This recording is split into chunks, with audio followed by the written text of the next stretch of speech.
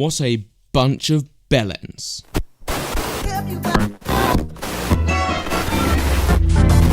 Hello ladies and gentlemen, and welcome to The Right Opinion, the home of a twat with too much free time, and today we talk about the internet. The internet is a great realm of many varying degrees of interest and insanity. We are blessed by the fact that websites are at the control of their owners and that we, the user, have access to them of equal variance. It is an important owner-user relationship that helps cater to the direct link which is infallible at the point of service. I'm a big guy on control. I believe greatly in personal autonomy. So although I have my criticisms of the internet, I consider the general freedom of it a great asset. Sometimes too free, but most of the time positive. You'll notice that I put emphasis on the autonomy for many domain owners, and for me that's a great thing. It allows people to have control over their content, and another positive trait is that everyone has an even playing field. If you're starting up a website, you'll be on the same level as any of the largest corporations, which means that your success will be based a lot more on merit rather than your privilege, so to say. And yeah, rich companies will always have the advantage, but I've said this many times before, although I'm not myself for direct equality, I am for equal opportunity. In my ideal world, a small startup company would have the capacity to become a larger company. So I'm generally in favor of anything that facilitates it and against things that hinder it. So let's talk about net neutrality. It's an anti-discriminatory regulation, which means that internet providers can't necessarily censor what people use and give preference to certain websites over speed and access. Now the salty cable companies, who are basically vampires and will extract money wherever they can sniff it, want to change it, as the current scenario doesn't enable them to exploit people and websites as much as they normally feel like they should be able to. I mean, to put it lightly, they're not acting out of selfless benefit for society. They want to get rid of net neutrality. Now the problem is this will make it far too easy for companies to tier faster internet for domains who can pay for it, and also create paywalls for certain websites for users, which is great for the larger corporations, but as someone in favor of the aforementioned values, it makes me sternly against it. Now I know what some people will say. This is just them freeing up the market for less red tape and more competition. The problem is, in the US, there is no competition between cable companies. In fact, they've all agreed not to compete. Competition is a necessary essence for markets like that to work, and if they're not going to behave and just jointly try to exploit people with their newfound powers, they're as good as a monopoly, and they have to have some restrictions. And for me, that's the ultimate deal breaker. The fact that there is so much organized exploitation is to the point where I wouldn't even trust them with a tenner, let alone even more internet power. But let's get an example here. Let's say you have car insurance, and this car insurance is too expensive. The positive aspect is that you can change to cheaper car insurance. That car insurance may have different perks or different coverage, but at the end of the day, you have a choice. For many people with cable companies, that choice isn't enabled currently, and as someone who hates rules, they are necessary to stop a few greedy individuals from getting out of hand. Maybe it would be more warranted if, as a citizen, there were different companies offering different packages. Maybe if you only wanted to watch YouTube, for example, then you would be able to get a package simply offering preference to that website. But the issue is that is not how it has worked, and we cannot trust them to let it work like that in the future. Once again, history has attested to that. As shown, there have been multiple problems in the past with these companies not being trustworthy enough to allow the consumer to choose. And that's the sad thing. I actually don't have a problem with the idea on principle, but unfortunately principles are one thing that corporations don't have. And if I can't trust them to do good with whatever powers deregulation would grant them, then I can't grant them it. All these suggestions of cordoning off faster broadband websites who pay more is a perfect example of how this could be very easily misused. They are just greedy bastards, and that's a shame because I like to find positives in the case for deregulation. But most importantly, I don't see a case where removing net neutrality would be good. For users and aspiring entrepreneurs alike, there is a large enough gap between the richest and poorest in society already. This is just the richest wanting more, and yes, I understand we all want to make money, but I try not to make it off pushing others down, and the current laws are important to maintain that. If you haven't already, I'll leave a link below if you feel inclined to make your voice heard.